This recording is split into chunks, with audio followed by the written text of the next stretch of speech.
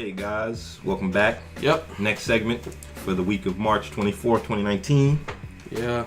And Tez and Idea Talkers podcast. Welcome back with us. Welcome back. We're gonna cover a new topic. A little bit more somber of a topic than the last one we talked about. Definitely more somber of a topic, but also like something to aspire to in the face of such tragedy. Right. So I don't know if you guys heard, but so there was a mass shooting in New Zealand.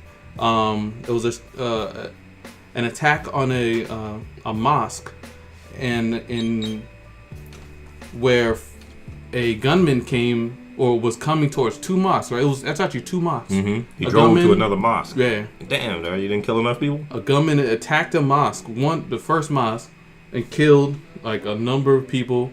And then he went to another mosque and he killed another set of another people. The body count at the end, total 48 people dead. And the man who did this mass murder was a vile white supremacist, and he left a manifesto, which right. is one of those other crazy narcissistic things terrorists like to do. So. Yep. The article says the manifesto also praises mass murderers Dylan Roof, who attacked a historically black church in Charleston, South Carolina in 2015, and Anders Breivik, yep, who killed a dozen young people at a summer camp for Norway's left-leaning political party.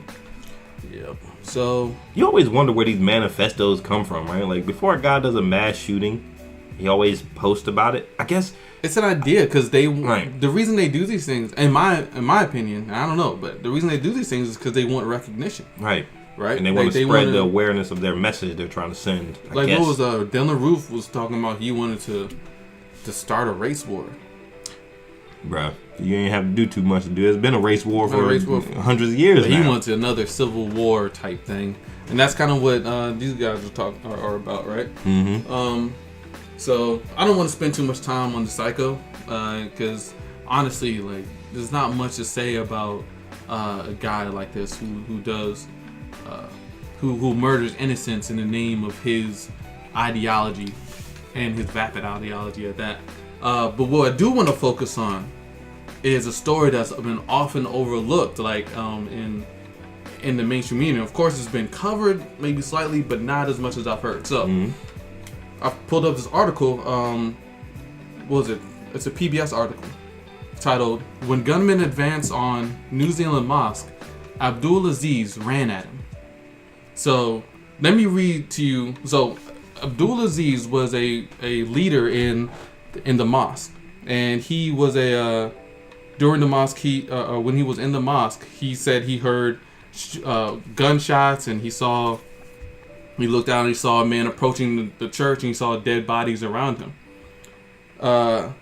So let me read you what his account was from this. It's crazy. It's like something out of a movie. It said at first when he saw the guy, he thought he was a police officer, right? And then I think the guy let out a shot or something, or maybe he shot somebody, and then he realized, oh shit, this dude's a terrorist, Mm-hmm. Which is crazy.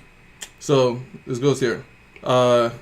He said, Aziz said he ran outside screaming and was hoping to distract the attacker. He said the gunman ran back to his car to get another gun, and Aziz hurled a credit card machine at him, which I guess is like, I'm hoping it's a handheld thing, because I'm thinking like he picked up an ATM. It was like, Mm-hmm. Right. But you ain't picking up no ATM, bro. He said that he could hear his two youngest sons, age 11 and 5, urging him to come back inside. So this thing, he broke out of the church and attacked this dude, hurled a credit card machine at him. He said a gunman returned firing, and Aziz said he ran, weaving through cars in the parking lots in the driveway, which prevented the gunman from getting a clean shot. Then Aziz said he spotted the gun. The gunman had abandoned and picked it up and pointed at and tried to squeeze the trigger, but it was empty. Afterwards, he said the gunman ran back to the car for a second time to get another weapon after unloading the one he was just shooting. He said he gets to his car, and then he said, I just hurled the gun and threw it on his window like an arrow and blasted his window. He said the windshield shattered, and that's when he got scared, the gunman. And he said the gunman was cursing at him and yelling that he was going to kill them all, but he drove away. And Aziz said he chased the car down the street to a red light before the man made a U-turn and then sped away. And said the online interviews. Anyway, all I know is that is the pinnacle of heroism, right? Like, it's a blind. Like, his reaction, I guarantee he didn't be like, all right, what I'm going to do next? Hell no. That's some stuff you see in movies only right there, man. Right. Like, there's no plan. There's no training here.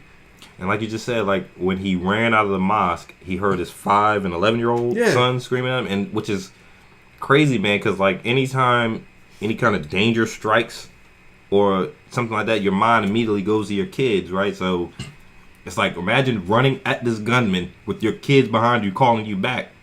My first instinct would have been, hey, let me turn around and grab my kids. But in a way, he was protecting his kids. If that gunman made it into this mosque, they would all be dead. They'd all be dead.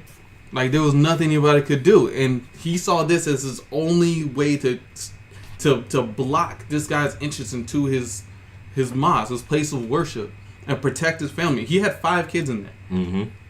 And it's crazy. It's so crazy. Like, you could only, like, I think about, like, what would I do in this situation? And you can't say, man. But who knows, man? Like, what would you do? Like, what? A crazy gunman who's all strapped up in military gear. I believe they said he had on military gear, right? Yep. Did he have an assault rifle? Is that what they did the shooting with? Or was it a shotgun? I'm not sure. It looks like a number of handguns, right. Shotgun. But who? See, I know we were talking about this gun debate. He did have an assault rifle because New Zealand, they ended up, like, just this week they banned assault rifles.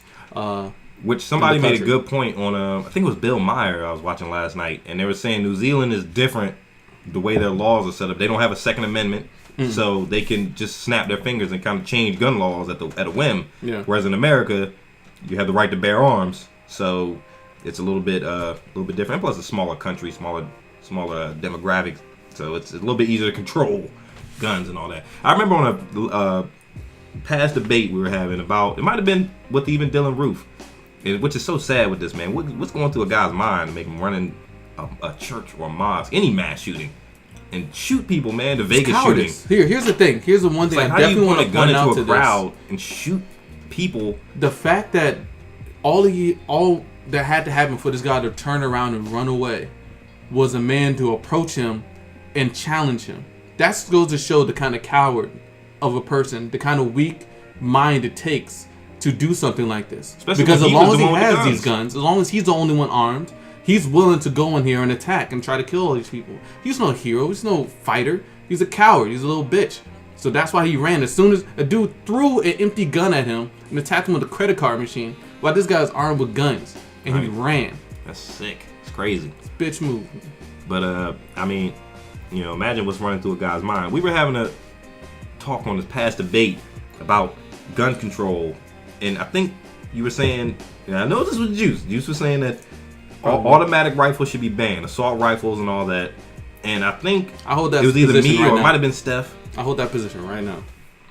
I say okay, well, we're not gonna get back into that, but I think, I mean, if you're gonna do a mass shooting, you can do it with a handgun. You can do it with a 9mm. You can do it with a revolver. You know, you can do it with, if you have the intent to hurt a bunch of people all at once, you can do it, regardless of whether you have an assault rifle or not.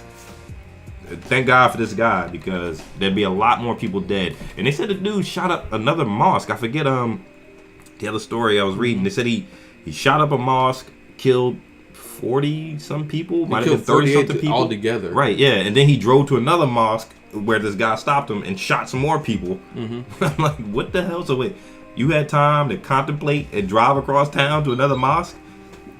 Like, you don't.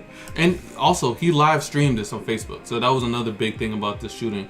The Psycho live streamed and I know people don't like his murder, saying the mass shooter, the mass murderer's name, the terrorist name, to give him credit and recognition. But Brenton Tarrant, I don't know his nationality. I'm going to say his name because he's a white supremacist. I assume he's white. Thank God he's still alive. They caught this guy. The few guys who have been caught who have committed mass shootings. I mean, they caught Dylan Roof. They caught Dylan Roof. They caught Dylan Roof. But I want to see this dude hang. They didn't catch the guy in Colorado who shot all those people from the hotel room at the concert. And they didn't shoot. He killed. I think was that Colorado or Vegas? It was Colorado, I think. I don't think did they catch the Vegas guy? I don't think they caught the Vegas guy either. Remember the guy who shooting for the Mandalay bomber. Bay? The Mandalay Bay. Yeah, there was some concert in Vegas. Yeah, the hotel. Okay, all right, maybe it was Vegas. Did they catch that guy? Colorado. I'm not sure, but they caught this guy, and I hope this dude hangs by his balls, man. Like I want this dude to get like, I don't know if New Zealand has a death penalty. I don't think they do. Is a death penalty an easy way out for somebody like this? Yes, 100%. You want to just sit in jail and rot? I think in instances like this, when you know it's who it is, dude, and you got him, and he streamed it, I think torture's okay. I'm not an advocate for torture, but when it comes to somebody like this, you want him to regret his decision. And maybe not even physical torture; it could be mental. Just have him on lockdown 23 hours a day. Solitary confinement right. forever. That'll fuck with dudes' minds, man. I'll watch documentaries on that crap, like dudes in jail, locked down 23 hours a day, let out for an hour to walk around this like 8x10 outside cell, you know. Man, them dudes go crazy, man. You'll go crazy if you're sitting by yourself all day. But the death penalty is definitely too easy, man. Think so? Definitely. I mean, I would love to see. I mean, did they have the guillotine? Is the guillotine? What's the phrase? There's worse things than death. Oh, definitely. Worse is the guillotine an option in New Zealand? I don't know. Can they guillotine this guy? Guillotine this nigga nuts. Right. Like, just put his nuts on the board. Right. Just put a finger on there, man. And it's crazy, man. I mean, he didn't have any qualms about shooting women, children, men who had nothing to do. You know, people who were just trying to go and worship, have some spiritual connection and worship to their God. You know, like he didn't care. He didn't attack a group of men at a bar. Right. He didn't attack like a bunch of Arabs or Muslims anywhere else, right? Right. He didn't. He went to the place where they were most defenseless. The same with Dylan Roof. Though they were most defenseless. That's just goes to show you the kind of coward we're talking about. And I guess this is kind of like I don't know if it's a philosophical question. Is it worse if he shot a group of people in a mosque or if he went to like a group of people in a marketplace? It's terrible either way. Either way, obviously. But it's telling. It's telling right. Of the character. It is. It's definitely telling about the character of the man. But I think either one is like you're unsuspecting. You could walk into a food court in a mall, and it'd be the same thing. Like, you know, there's people trying to live their lives there, and you walked in and ended these people's lives, which is like you kind of want him to give death, but like you said, there are things worse than death, man. Things worse than death. Lock him up. Lock him up. That's crazy. It is. I don't crazy, know, man. They said they took 2 other people who remain in custody as police try to determine their connection to or possible involvement in the attack. That they don't put these people's names out there. I don't know what kind of involvement they were in, but there's 2 other people in custody in connection. They said at the first mosque, he shot 42 people who were killed, not even injured. How many people did he injure in this? I don't even know if they list the number of people who may have been injured. 41 people were killed at the first mosque. So he shot 42, killed 41. So he shot these people multiple times, sprayed into a crowd of people, and killed 42 people, man. So that goes about the assault rifles, right? So I guess we're getting like... True. Moving on. So New Zealand banned assault rifles, right? Which is also a similar move to what they did in Australia when they had a mass shooting. Right. They banned assault rifles. So the number of mass shootings in both of those countries has plummeted, right? It's not saying there's not crimes. It's not saying there's no shootings. But mass shootings is pretty much zero, right? Because when you have a weapon that can unload so much damage in a short period of time, like, it's hard to do that with anything else, right? Like, you can modify your guns if you're creative enough, and if you're dedicated enough, you want to kill so many people anywhere, right? Like, you can modify your guns, of course, but I mean, no doubt, the idea that we don't want something like that just available for a pickup at a online or Walmart is like it's incredibly reasonable. I think if you have the proper channels and the proper checks and balances for people to be able to purchase them, because there are thousands of people who own assault rifles who do nothing but collect them. You know, they don't have any ill intentions. They keep them in a safe. You know, they like to shoot them, take them out, shoot them occasionally, clean them, put them back in their safe. You know, so, and we also have this thing, like we said, the Second Amendment, which I guess you would possibly have to abolish that if you were going to, take away people's guns, right? I don't know. You have to at least modify it. assault rifles. So here's the thing, like the second, like when they wrote that amendment, they were shooting muskets. Right? Yeah, so exactly. Like they didn't have this kind of firepower. They were shooting ball muskets. Like say you were talking to Thomas Jefferson, and you're like, hey, so here's what we have now. Right. Is this still okay for everybody to have? It's cool, right? Yeah. Like this is what you show them what it does, right. what it can do to a person's body. Yeah. You're showing that it blows limbs off. Is this okay for everybody to have? Everybody? I guarantee Thomas Jefferson would be like, my argument would be like, crazy? no, it's not okay for everybody, but for the proper people. Now that comes in the proper people, right? That's the whole vetting process. There was a whole a Coast Guard was just caught planning a mass shooting, and we was quote trying to kill as many people as he can. Mm-hmm. That was in the Coast Guard. Crazy. Like you have cops who we already see like all the corrupt things cops have done where they've been caught. Like it's judgment. So like for me, I'm down with the Second Amendment. It's not my favorite of the constitutional amendments, but still it makes sense to me that everybody should be able to bear arms, right? The fact that you can have a weapon to protect yourself, to fight if you need to. But there's two things I always say that make sense to me. One, if you're worried about the government trying to come and get your stuff,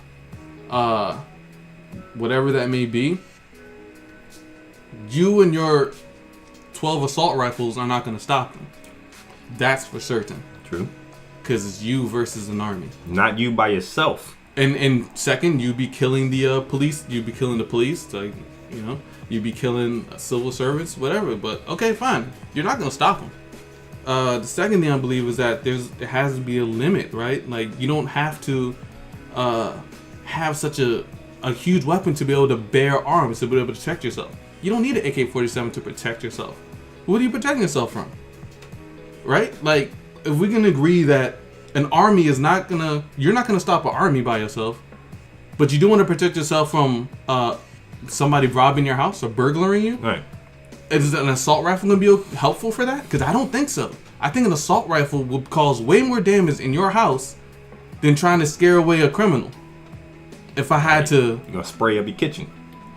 Or God forbid any other people be around in the neighborhood nearby where you're spraying trying to get rid of this one person.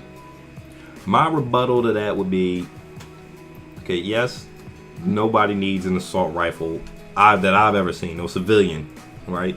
I mean, but do you really want people to take away the option for you to have this weapon, whereas the people who are taking it away, who would try to regulate it, would be able to send troops, police into your neighborhood with the same weapons that they banned from you, you know? Like, you don't want to kind of give up that advantage. And it's the whole reason they made the Second Amendment in the first place. I think tyrannical government oppression is a very real possibility, especially in a unstable environment and economy like America. And now, okay, obviously, people, there's no anarchy or anything like that. You know, people are not killing each other in the middle of the streets. But I think that the threat of it exists. You know, it's you don't want people coming into your possibility in reality. It is. Right? It is a realistic possibility. But, you know, at the same time, yes, the average civilian does not need an AK-47 just sitting on the table. Like, okay, if somebody breaks in my house, I'm gonna shoot him with this thing. You know, you could do the same thing with the 9mm, a rifle or shotgun or whatever. But here, I'll be willing to compromise in this. We're like, okay, so let's say we don't ignore part of the Second Amendment. The part which is always ignored is within a well-regulated militia. Then okay. I think a militia is actually a great idea. But who's a part of a militia? Right. Like who's is it part? The same also, vetting who's process part of Army? A well-regulated militia? And what are those regulation laws? What would make a well-regulated militia? All of these things. Right. NRA. Nobody hashes these things out. Right. If you are part of a well-regulated militia, as the Constitution says, then I would have less of an argument to say you don't need an AK-47, and then two, it would make more sense for me to know that actual people who are regulating and have these machines in check, grew up in the state and the community that I grew up in, who are protecting the community from the army or outside influence, could be called to arms. Could be called to arms. But nobody wants to have that conversation. That is a good point. Yeah. But here's the thing: why don't the gun advocates pushed for this. I've never heard a single gun advocate push for that. No, I've never heard the but word they are militia so in any dedicated gun to the rights. idea of everybody having a right for guns. Mm-hmm. Let's change the conversation. I think a lot of it also has to do with, now this happened in New Zealand. I'm not sure about how New Zealand works, but I know America, a lot of it has to do with the almighty dollar too, man. These gun manufacturers are making a lot of money selling these guns, you know? And it's like, what would happen to these gun manufacturers if all of a sudden they can't import truckloads and shiploads and boatloads of these weapons into America to be sold in these stores, you know? Like, I think that, you know, corporately they'll take a big hit, and that's why there's either no conversation or so much pushback to the conversation about gun control. That's a great point you made, though, man. Like, the militia. Like, why isn't a state-regulated militia, you know, where you can have the right to bear assault rifles, and these people are protecting the community where you live, who are from that community, you know, and if the possibility of an army or a government tyrannical, oppressive, you know, state comes in and tries to, because that's the whole argument for people saying they need their assault rifles, right? If somebody comes in, right? What if they're trying to build a wall through you have my a militia land? who's able to be called, where they can protect trying to build the a area, border wall through your land, right? Well, how do you stop that? That's a great point, and you never hear any candidates, anybody about talking about gun control or anything talk about that. Like, let's have the well-regulated militia conversation. Right. Let's have that That's conversation. A great point. I never thought about that. Let's line some stuff up. Let's make those rules. But back to Abdul Aziz, man. Like, I want to go back to the fact that this guy was he's a hero, man. Like, in my list of people who have fought and who have done amazing things, like, I'm adding Abdul Aziz to that list, man, because, like, you never know what a hero looks like until that time comes. And he was the kind of guy who stood up and was like, hey, I'm not going to let this happen, even if it cost me my life. A hero is willing to sacrifice his life for others. Right. That's it, hands down. That's what a hero is, man. And so I just want to give shout outs to, man, like, Abdul Aziz, man. Definitely shout outs. Like, definitely, dude. Like, and speaking of, people like, should pay attention, man, because everybody in this world is trying to make a name for themselves, right? Trying to make themselves important, right? It's not going to come from you being the quote unquote tough guy, right? It's not going to come from you looking for trouble, right?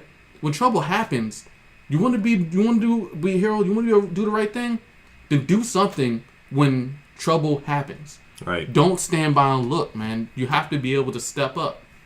And this dude did that in a snap of a finger to protect the people that he loved and he cared about. And nobody can say they're going to be that person. Nobody can say that. I can't say I'm going to be that person, right? If some shit goes down, right? Somebody shooting outside my window, I'm not going to say, okay, I'm jumping out here. Let me go stop this fool. But all I know is that just kind of be aware, man, and remember people like Aziz, man. Like for me, heroism is one of the best parts of humanity, because and it's not just humanity, but it's to do whatever it takes to that when danger threatens, you are able to go out and fight with whatever you have on you, right? Right. To stand up, man. That's true heroism, and I mean I read comic books all the time, so for me that's the key right there. Great point, man. And you know what? Speaking of like people laying down their lives for others, I might have mentioned this before. People talking about, man, it's funny how like guys in the military, think about all the heroic acts that have happened throughout history, where people have, you know, one or two people have saved a group of other people from being killed, being captured, being taken. All the acts, man, through like even the Underground Railroad, even through whichever war. You know, think about this guy saving his whole platoon by jumping on a grenade, so to speak. You know, right?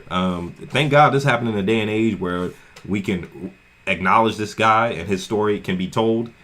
You know, and it's not something that's just swept under the rug, because that is true heroism, man. And it's funny how like they'll pay actors and athletes, you know, millions of dollars to play a sport, and call them heroes and give them praise. And call them heroes and give them praise and accolades and recognition. But the people who are in the army get paid $60-some thousand a year, or if even less than that, right? You in the army, you get $19,000 a year. Are laying down their lives to protect liberties for people, you know, half a world away, you know, and they get paid peanuts compared to what you pay a football player, you know. It's like that's where our priorities are kind of mixed up on that whole point. And you know, of course, the army is like, I don't know. You never know what people feel on out there. Yeah, true that. You know what I'm saying? I'm sure that there's been a lot of atrocities committed on the American side as far as the military. But the principle's what matters, right? Like, we have to acknowledge those people who do the right things. You know. All right, so I seen this one part in the article. Says police are currently investigating a manifesto that he left, which the 28-year-old suspect allegedly wrote and posted on social media. The rambling document espouses the far right and white nationalistic views, specifically targeting Muslims and immigrants. You know, I don't know if humor is appropriate here, but what about us, man? Damn, you ain't gonna leave black people out of the manifesto, right? We don't get. He said Dylan Roof. He said he was praising Dylan Roof. He said Dylan Roof got the black folks. I'll get the Muslims and the immigrants. And He's why not do you worried never about see black any people. like He's black? worried about Islam. Why do you never see any like black terrorists on the news shooting up a white church and then leaving a manifesto about hate crimes against the white nationalists or whatever? You know, why is that never a thing? Like why? Oh, and I'm not saying like quote. we should have it, you know, but why? Why the hell did white guys and there's a quote I heard. I can't explain that, but go crazy and shoot something up people. along the lines of when you are the person in power, equality feels like oppression.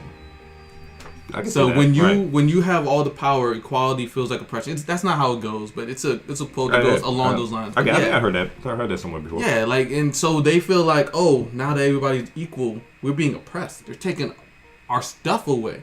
We are.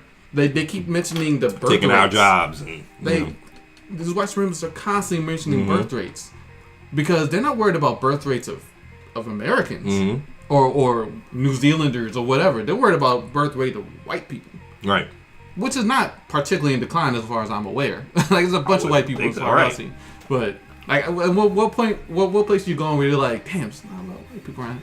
Like there's always white people around too. But like all I'm saying is that they feel like all this is oppression on them. Mm-hmm. Like they're being pushed into a corner when I think they don't realize this is a larger economical problem. We're all in the same boat, right? Like a lot of these jobs that you're saying are being taken from you. They're not being taken by anybody in this country. I mean, a lot of these companies are outsourcing, and you know, when you outsource somebody's job or mechanize somebody's job, you're taking food out of their mouth. You know, like it's going to make it hard for them to take care of their family, and then that stress leads to them, you know, maybe joining a hate group to join like-minded people, and that leads to them doing mass shootings. I mean, who knows if this guy was part of a hate group or, you know, he was targeting Muslims and immigrants, so he's definitely a racist himself. But this whole thing about universal basic income that keeps coming up. Do you like that? I don't know if I like that though. We'll talk about it later. Right. Like I don't know. Because like, how do you divvy it out? And if it's enough for people to live on, does it go along the lines of where people become lazy? I don't know if I buy that. I think it, like in a way, I feel like it might encourage creativity. Exactly, not lazy because but it's not necessarily now people have to go to work and you spend so much time at work, at least 40 hours a week. So maybe if you didn't have to spend that time all we do there, is watch TV. Right, and you're tired, you want to go to sleep, you got to take care of your kids. You got to get up tomorrow. So if you had that universal basic income, you might have a lot more time for creative activities. You know, we'll talk about sports. it. We'll talk about it because that's right. I don't know if I like that though. Yeah, you're right because it's like it's interesting. Then it makes you totally dependent upon who's giving you that income, or is the income going to go up if inflation happens? If you know, and we hear all these stories about how America's broke. They set a law for like universal basic income tied to inflation.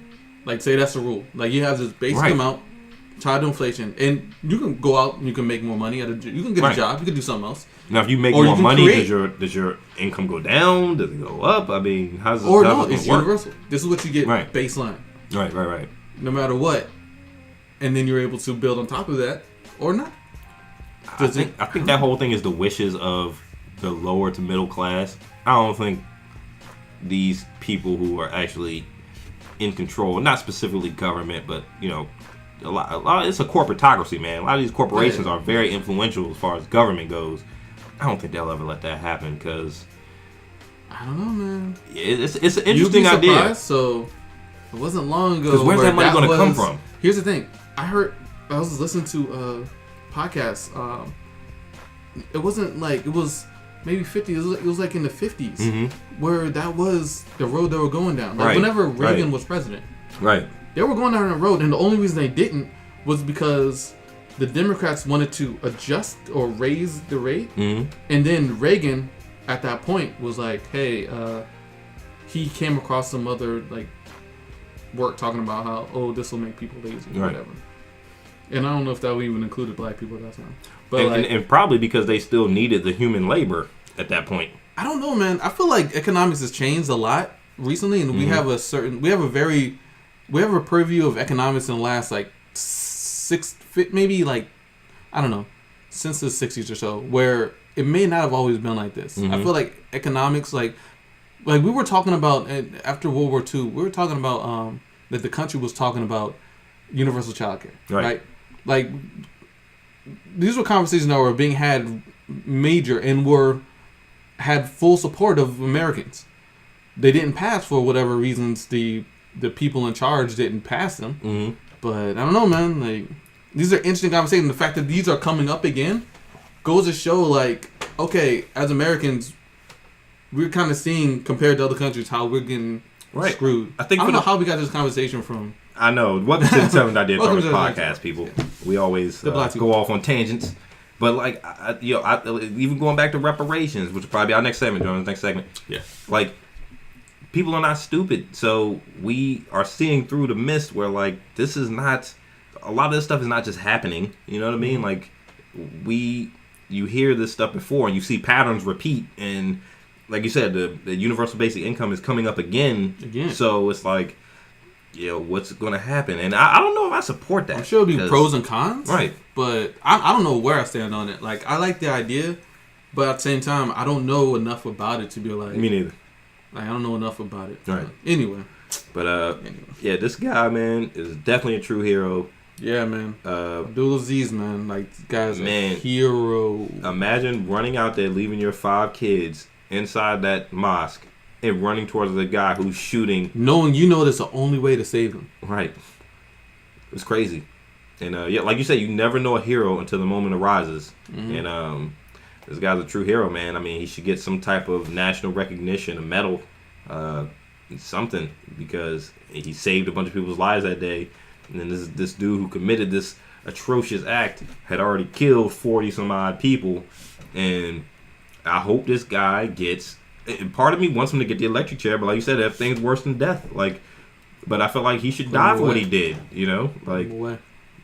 It's a touchy subject because, I mean, you killed innocent people. You ended people's lives that day, man. Like, kids, women, you know what I mean? People who had, nothing to do with any of the hate that you were trying to spread, you ended their lives. And I hope you suffer the maximum penalty for that. So, yeah, man. Hopefully New Zealand gets everything under control. Like I said, it's a lot easier to change their gun laws. It's a smaller country. Mm-hmm. Do they even have a constitution in New Zealand? Is that a democratic country? I'm not sure. I think so. I have to do more research on New Zealand, but it's crazy, man. The world we live in is crazy. When I looked at Claudine to confirm, yes, they are a democratic country. Like, whenever you're out in public, you think about the potential of somebody having a mass shooting. It was unanimous. Everybody in the cabinet or however their government is set up, everybody was like, yeah, we need to get rid of guns. Right. Not guns. We need to get rid of assault rifles. Because here's the thing. New Zealand, they're a gun-having country. Like, everybody has guns. But they're like, assault rifles, we're done with this. We can't do this again. Which, to me, incredibly rational. They're smart people, man. There's people who can build their own assault rifles, Assault rifles are not... That's fine. You get caught with that. Assault rifles are not just automatic assault rifles. I mean, you have single-shot, dual-shot assault rifles that are assault-grade rifles. They just don't shoot da-da-da-da-da-da, they shoot ba-bow, ba-bow, ba-bow, So it's like, do you regulate the guns that shoot fully automatic versus the guns that shoot single shot? I don't... The answer is yes. It's a touchy subject. The answer is yes. It's a touchy subject. But, I mean, they shoot the same size bullet. You see a bullet for a single-shot assault rifle is this big. You blowing somebody's head off with one shot. So, I don't know. It's a touchy subject, man. Assault rifles. I pray to God nothing like this ever happens around, me or anybody I love and know, because this is just horrific, and I couldn't imagine being in this. Are handguns assault rifles? No. Okay. No. So, we're cool. Assault rifles. assault rifle would have to be like shoulder mounted, right? It's like a and it's also like a hunting gun. The caliber bullet that you're shooting. What do you hunt like normally with? Like you have a rifle. What kind of? Sometimes like the bolt action or and then I don't know rifles like that shit. Okay, the assault rifle. Right. I still think though. I'm okay with it. Like, if I came in here and gave Juice an assault rifle, I think he'd probably be like, "What the fuck you doing with that?" When I first walked in. Yeah, but I think we can't let D in the house. But I think you take it. Like we can't let D in the house. If I showed you it was empty and I had no bullets in there, some shit went down. I know what's going on. The problem with guns is I'm calling D up through the window like, and I what's happening, man? I hate because people say guns don't kill people. People kill people. Guns do kill people. All right. The danger in a gun comes when it's loaded. Like, the gun is designed to kill. If I bring a gun out of my pocket right now and it slides back, clip is out, and you see it's empty, there's no danger there. The danger is when you put a bullet in the chamber and it's live and you're ready to. So if I came in here with a gun that's totally empty and I said, "Juice, man, here, this is my gift to you. It's a wedding gift," I think Juice would take that shit, man. A handgun? The assault rifle. I think you take it, lock it up, put some locks on the case, put that shit up in the closet, just hold on to it. Why not? I don't know. I don't want an assault rifle. That's a lot of pressure, dude. It is a lot of pressure, man. Like I don't. First off, like I'm in the process of considering whether I want to buy a handgun, right? Mm-hmm. Like for defense, whatever. I don't want a fucking assault rifle. Like that's a lot of pressure, dude. Like I'm good. Thank you. I have a handgun. Appreciate it. It's always locked up, so like I'll go months without even looking at it, and it's like, why would I spend $2,000 on an assault rifle that I'm just going to put up in my closet and not even look at? The only people who buy assault rifles are one, it's a hobby. Oh, it is a hobby. Oh, it's just people are serious in the gun collecting. They plan to kill some people. That's not necessarily true. I didn't say it's the only reason. I said it's one of two reasons. Right. Is there a third? Well, I mean, some people just want to. It's a hobby, like you said, and some people just like to own a gun. It's like, a hobby. I would like to. I'm looking for reason 3. I don't consider myself on the Intelligent Idea Talkers podcast, guys. Send us a message. Let us know what reason 3 is for having an assault rifle. I don't consider myself a gun connoisseur, collector, hobby, but I would like an assault rifle. Trying to kill some people. No, come on. There has to be more than that. It has to be a third reason. Let them know, guys, let us know. Reason number 3, maybe 4, whatever. But yeah, shout out to Abdul Aziz, man. Yeah, true hero, and you should get more recognition. This story should have been mainstream all over the news. I mean, right next to this. Instead, we've been talking about R. Kelly for the last couple of weeks. I don't understand why, but welcome to American media and politics. All right, guys. That's it. Wrap up. Peace. Thanks for joining us. Next time.